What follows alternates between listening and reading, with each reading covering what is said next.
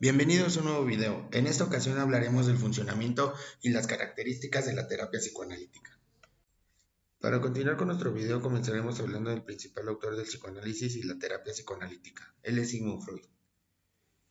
Él nos dice que la terapia psicoanalítica cobra importancia en el inconsciente de nuestros pensamientos, conductas y actitudes.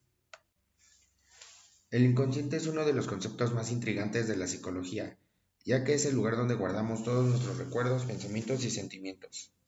Este mundo fascinó a Sigmund Freud, quien quería averiguar si era posible explicar ciertas cuestiones que parecieran encontrarse más allá de los límites de la psicología de su tiempo.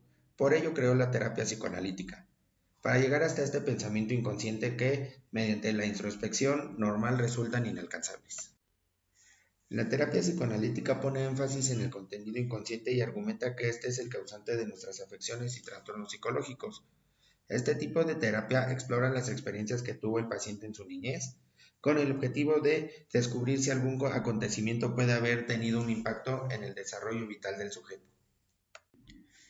Cada psicoanalista personaliza la terapia en función a las necesidades del paciente, pero la mayoría de los terapeutas tienen en cuenta una serie de principios básicos, entre los cuales se encuentran los siguientes. Número 1.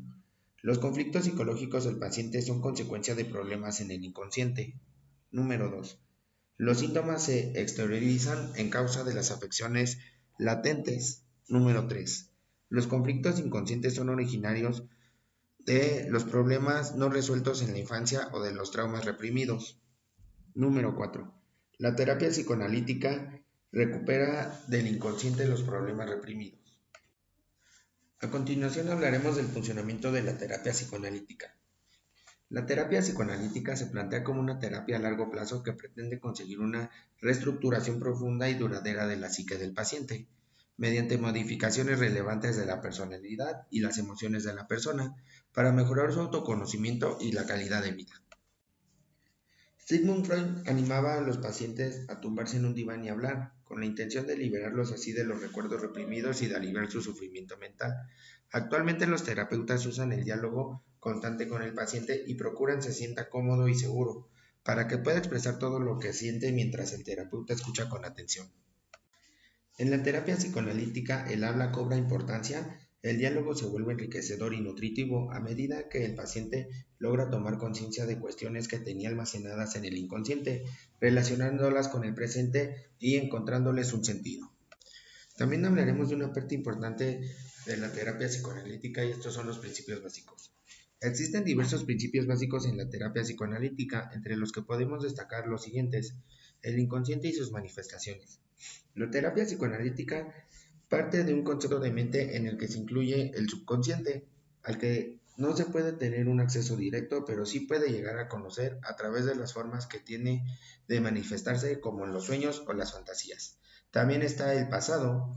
Al contrario de lo que ocurre en otras ramas de la psicología, en el psicoanálisis se tiene en cuenta el pasado de las personas y cómo ese pasado ha influido en las situaciones actuales, en formas de actuar y de pensar. Y por último están las defensas. Las personas pueden tener en su mente zonas ocultas que defienden ante los terapeutas para que no salgan a la luz. Estos mecanismos de defensa son estudiados por el psicoanálisis para tratar de llegar al inconsciente. Un aspecto importante dentro de la terapia psicoanalítica son las técnicas terapéuticas del psicoanálisis. Para lograr que el paciente se exprese, el terapeuta puede utilizar diversas técnicas como las siguientes. La asociación libre. Consiste en que el paciente dice todo lo que se le pasa por la cabeza sin censurar nada de los recuerdos, pensamientos o sensaciones que tenga. El psicoterapeuta deberá facilitar esa asociación libre para identificar los posibles conflictos del paciente. La transferencia terapéutica supone la transferencia de emociones y sentimientos relativos a personas importantes en la vida del paciente hacia su terapeuta. Si esto sucede, el terapeuta se le debe señalar al paciente para que comprenda y mejore la forma de relacionarse con esas personas. La interpretación del pensamiento, sueños y palabras. El terapeuta deberá aprender a sacar conclusiones de los pensamientos, sueños y palabras que expresa el paciente. Para ello le preguntará y le hará reflexionar para entender su conducta. En este sentido, destacará también la importancia de los sueños como una manifestación del inconsciente que también debe de ser objeto de interpretación.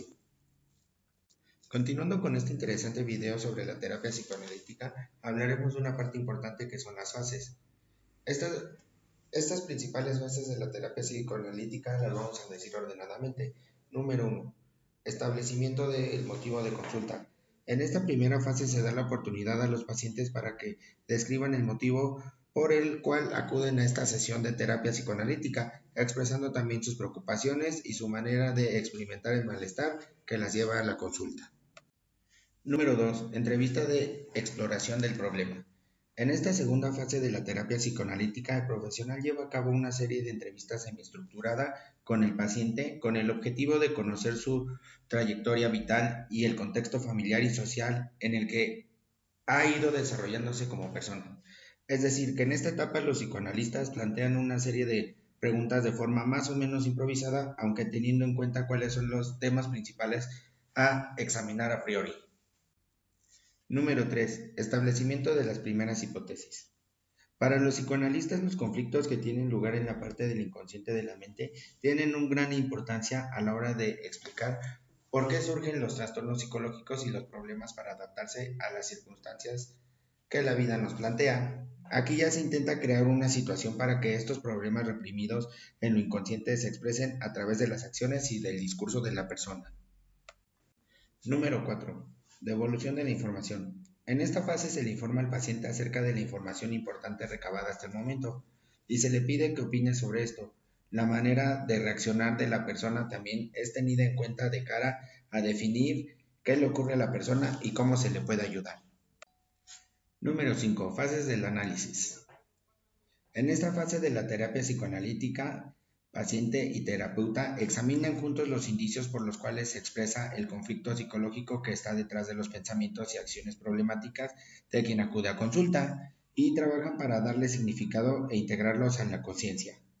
En general, el terapeuta ayuda al paciente a que las barreras que separan lo consciente y lo inconsciente se debiliten y se entre en un estado de relativa no represión de las ideas y de los sentimientos, para que todo pueda ser expresado sin miedo a ser juzgados por los demás.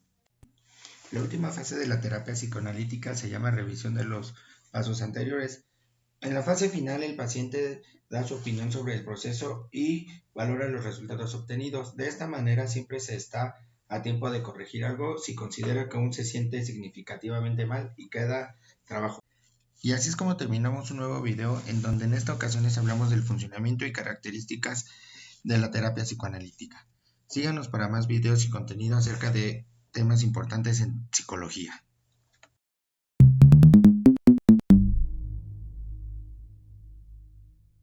Por hacer.